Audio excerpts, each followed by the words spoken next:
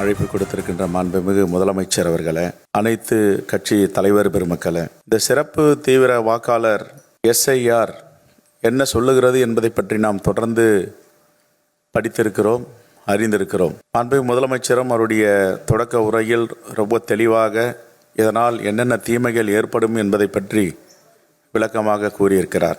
எப்பொழுதும் தமிழ்நாட்டு மக்களுக்கு எந்த பிரச்சனை வந்தாலும் அதை முதன்மை குரலாக ஓங்கி ஒலிக்கின்ற குரலாக மாண்பு முதலமைச்சருடைய குரல் இருக்கும். அந்த அடிப்படையில் இந்த சிறப்பு தீவிர வாக்காளர் சீராய்வில் என்னென்ன நடக்கப் போகிறது என்பதை பற்றி ஆய்வறிந்து கடந்த வாரம் தோழமை கட்சிகளோடு ஒரு கூட்டமும் இப்பொழுது அனைத்து கட்சிகளையும் அழைத்து இதை ஜனநாயக ரீதியில் நாம் விவாதிக்க வேண்டும், தமிழ்நாட்டிற்கு ஏற்படுகின்ற பங்கங்களை எல்லாம் நாம் தூக்கி எறிய வேண்டும் என்ற அடிப்படையில் இந்த கூட்டத்தை கூட்டியதற்கும் மனமார்ந்த வாழ்த்துக்களையும் பாராட்டத்திலையும் நன்றிகளையும் அன்பு முதலமைச்சர் அவர்களுக்கு காங்கிரஸ் பேரியக்கத்தின் சார்பாக தெரிவித்துக் கொள்கிறேன். இப்பொழுது தமிழ்நாட்டில் உங்களுடைய குடியுரிமை சான்றிதழை கொடு என்றால் என்னாலேயே கொடுக்க முடியாது. அதை உச்சநீதிமன்ற நீதிபதியே சொல்லியிருக்கார். என்கிட்ட கேட்டிங்கன்னா நான் நேஷ்னல் சிட்டிசன்ஷிப் கொடுக்க முடியும், என்கிட்ட என்ன ஆவணம் இருக்குது, எங்கள் அப்பாவுக்கு எங்கே இருக்குது, எங்கள் தாத்தாவுக்கு எங்கே இருக்குன்னு கேட்டிருக்கார்.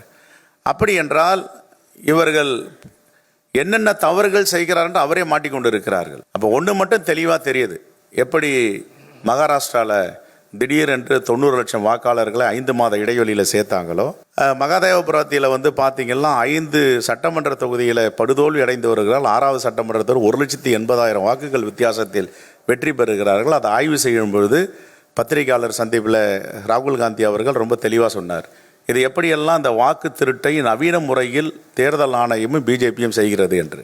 தந்தை பெயர் என்ன என்று பார்த்தால் ABCDன்னு தந்தை பெயர் போட்டிருக்காங்க. அது ஆயிரக்கணக்கான வாக்குகள் இப்படி இருக்குது. முகவரி என்னன்னு கேட்டால் நில்லுன்னு இருக்காங்க. இப்படிப்பட்ட அவலங்களை எல்லாம் நாடு முழுவதும் பரப்பி வருகின்ற தேர்தல் ஆணையம் ஒன்றிய அரசும் தமிழ்நாட்டில் இதை செய்யக்கூடாது என்பதற்காக தான் மாண்புமிகு முதலமைச்சர் இந்த நடவடிக்கையை துரிதமாக எடுத்திருக்கிறார். மாண்புமிகு முதலமைச்சர் எடுக்கின்ற இந்த நடவடிக்கைக்கு காங்கிரஸ் பேரியக்கம் உறுதுணையாக இருக்கும்.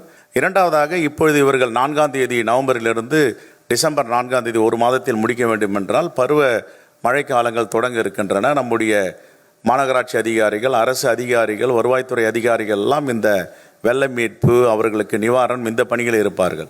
ஆகவே இது குறைந்தபட்ச நாகரிகமும் நியாயமும் இல்லாமல் இப்படி இவர்கள் செய்திருப்பது மிகப்பெரிய இது மோசடியான நடவடிக்கை.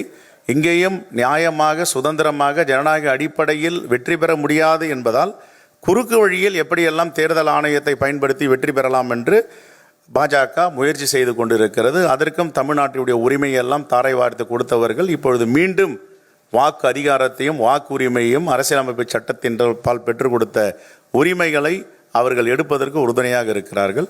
ஆகவே மாண்புமிகு முதலமைச்சர் எடுக்கின்ற இந்த நடவடிக்கைக்கு காங்கிரஸ் பேரியக்கம் உறுதுணையாக இருக்கும். நன்றி.